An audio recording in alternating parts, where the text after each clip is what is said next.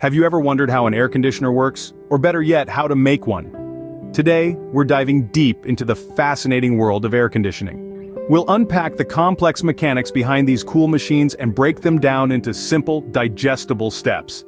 By understanding the process, you'll gain insight into this often overlooked but crucial aspect of our daily lives. It might seem daunting, but fear not. We're here to guide you every step of the way. Stick around and you'll be an air conditioner whiz in no time. Before we dive into the manufacturing process, we need to understand the basics of an air conditioner. Now, an air conditioner has three main components: the compressor, the condenser, and the evaporator. The compressor, the heart of the system, is where the refrigerant gas gets compressed, increasing its temperature and pressure. Think of it as the device that pumps energy into the refrigerant. Next up is the condenser. This is where the high-pressure, high-temperature refrigerant gas releases its heat to the outside environment, changing from a gas to a liquid state. It's essentially the heat dump of your air conditioner. Lastly, we have the evaporator. This is where the magic happens. The liquid refrigerant absorbs heat from the indoor air and evaporates, cooling your room in the process. These components, working in a continuous cycle, create the cool, comfortable environment we all love on a hot summer day. Now that we know the main components, let's explore how they come together to make an air conditioner. First off, we start with the heart of the air conditioner, the compressor. This is where the magic happens, where the refrigerant is compressed, raising its temperature and pressure. The manufacturing process of the compressor is a meticulous one that demands precision and expertise. The journey begins with the creation of the compressor shell. It's usually crafted from sturdy, high-quality steel to ensure longevity and robustness. The steel is cut, shaped, and then welded together, forming a hollow structure, the shell. This shell will house all the essential components of the compressor. Next, we turn our attention to the piston, the component that does the actual compressing. The piston is typically made of aluminum owing to its lightweight and durable properties. It is precisely machined to fit perfectly within the cylinder of the compressor shell. Now we come to the motor, the powerhouse of the compressor. The motor is constructed by winding enameled copper wire around a steel core, creating the stator. This is then fitted with a rotor which rotates when electricity flows through the stator, in turn, driving the piston up and down. The piston and the motor are then installed into the compressor shell. This is a critical stage, as it requires absolute precision. Any misalignment can lead to inefficiencies, or worse, failure of the compressor. Once the piston and motor are in place, the cylinder head is attached, sealing the top of the compressor. But we're not done yet.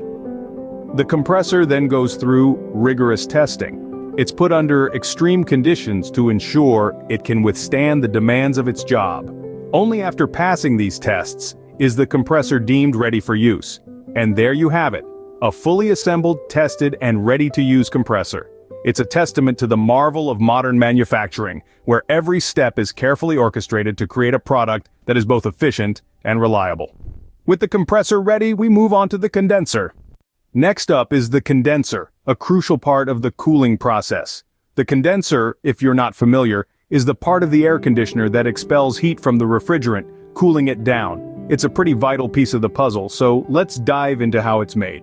First up, we have the production of the condenser coil. This begins with a roll of copper tubing. Copper is the material of choice here because of its excellent heat transfer capabilities. The tubing is cut into designated lengths, and then it's bent into a serpentine shape to maximize the surface area for heat exchange. Once the coil is shaped, it's time to produce the fins. These are thin aluminum sheets stamped into a specific pattern to create maximum airflow. The fins are then attached to the coil, creating a fin and coil assembly. This assembly is then placed into a cleaning solution to remove any contaminants. Next, we move on to the assembly of the fan and the motor.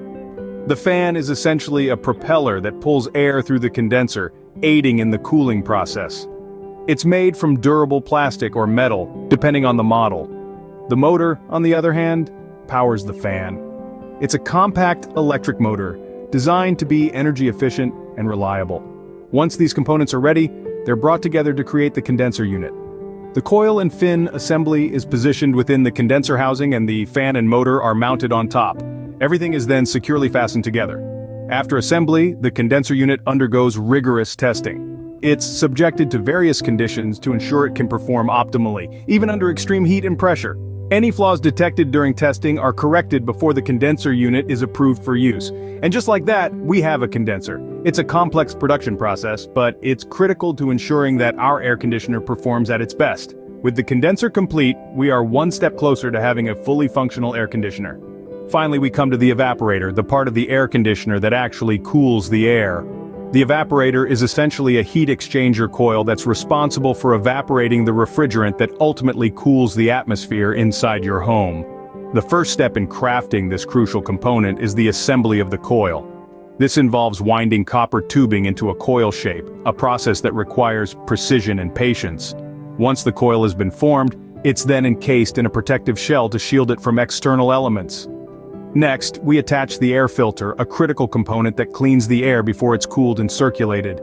The filter is typically made of a porous material that traps dust, pollen, and other airborne particles. This not only ensures that you're breathing clean air, but also prolongs the life of the air conditioner by preventing these particles from clogging the system. With the evaporator completed, it's time to assemble all the components we've made so far. The compressor, the condenser, and now the evaporator all come together to form the heart of the air conditioner. The assembly process is a meticulous one, involving careful alignment and secure fastening of each part. And there you have it, the step-by-step process of making an air conditioner. From the compressor that begins the cooling cycle, to the condenser that releases the heat outside, and finally the evaporator that cools the air. Each component plays a vital role in delivering that cool breeze on a hot summer day. Now, aren't you glad